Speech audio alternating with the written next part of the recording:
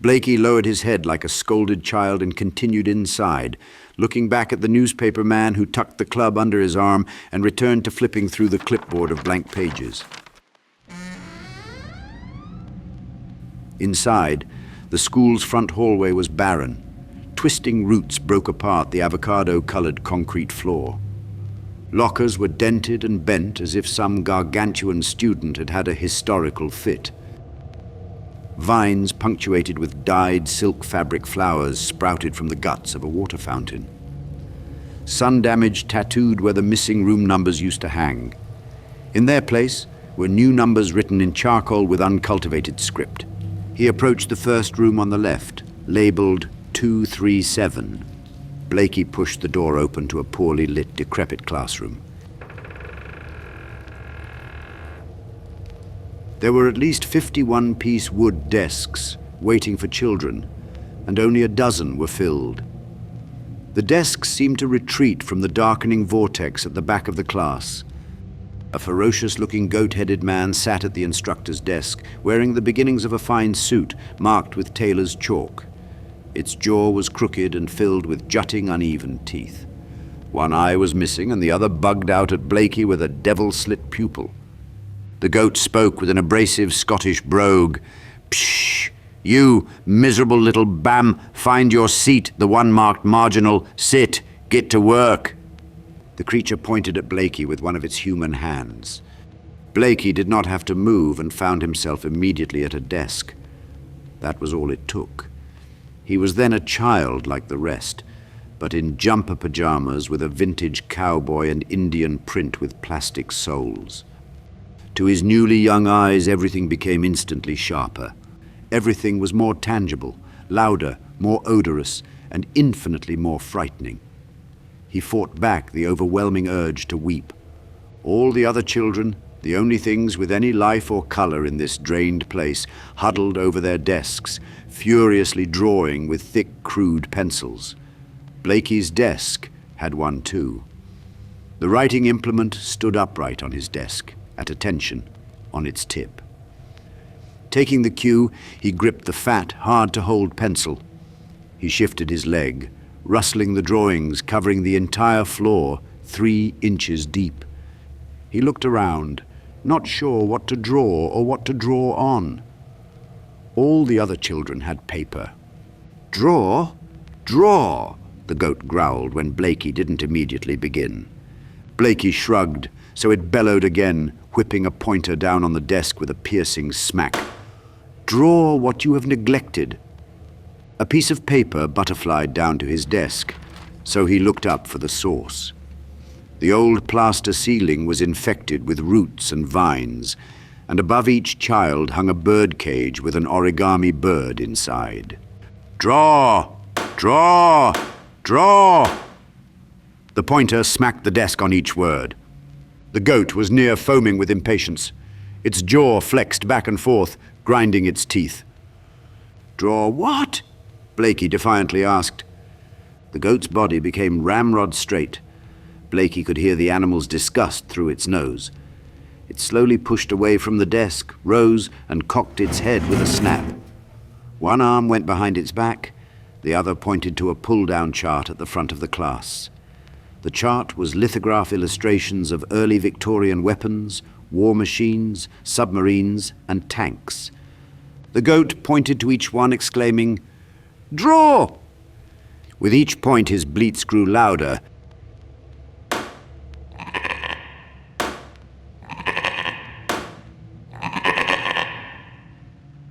The goat then ordered, "Draw this, draw that, draw all." Blakey drew a tank, joining into the chorus of pencil scribblings. When he was done, the paper slid off his desk in swift retreat. "Again!" the goat bellowed. One of the origami birds above Blakey unfolded and slipped through the cage's bars. The piece of paper seesawed down precisely onto Blakey's desk. Blakey began a submarine. The only sound was the scribbling of pencils. One of the other children, a boy of maybe 15, scrawled loudly, then broke the tip of his pencil in frustration. The goat, still standing, screamed at him, "You! What's this? Draw!" "No! The boy jabbed his pencil on the desk again, mashing the tip into a nub. The goat tilted his head and threatened, "Draw." The boy snapped the pencil in half against the edge of the desk, having to use both hands. Then he stood and kicked over his desk with a defiant huff. The goat's jaw cocked again. In one magnetic sweep of movement, the boy's desk sprang back into position, and the boy was pulled back into it. A new pencil ground out of his desk with the sound of a sharpener. A sheet of paper drifted down from above. The boy fought, trying to pull away from the desk, pitching back and forth. He screamed at the goat, tears welling in his eyes, veins bulging in his neck. "No!" With a series of involuntary convulsions, the goat made a disabled, jerking journey to the boy, his stance devolving into an animalistic hunch. The goat loomed over the trapped boy and drooled on his shoulder. "What is this? What is that? Something has changed." The goat questioned with a hiss. The boy cringed away from the animal's awful breath. The goat then smelled the boy's head with rapid-fire sniffs. Then it canted a droopy ear to listen to the boy's skull. The ear straightened and pivoted as if an antenna. Turned, spoiled, rotten, spent, empty, hollow. The goat marched back to his desk, hissing some nursery rhyme to himself. With his masculine, dexterous hands, the goat twisted the melon-sized, crudely carved wood apple that was bolted to the desk. Blakey watched in horror as the children's desks shuffled like a ramshackle amusement park ride. The rebellious boy and his desk went swooshing through the page-covered floor into the back, disappearing into the classroom's vortex. His scream faded with him into the dark. All the other children cringed but refused to watch. Only Blakey looked to the goat, already staring back with the one bulging devil eye. "Got something to say, Greenie? Draw!" The goat smacked the pointer repeatedly, bleating in between each strike. Smack, smack! Piercing sound made the children flinch at each blow, burying their heads further into their drawings. Blakey resumed the next of endless drawings he would have to do. Smack, smack. His rendering of the submarine was primitive, not as good as Alice's drawings, but it didn't matter. Aesthetics wasn't the goal. Smack, smack. With each drawing, whenever he lagged, the pointer smacked down. Every time he thought of something else, the pointer came down again. Whenever he looked up to see if the goat was still watching, he found the devil's slit eye menacingly trained on him. Blakey wrote, "This is hell," under his last drawing.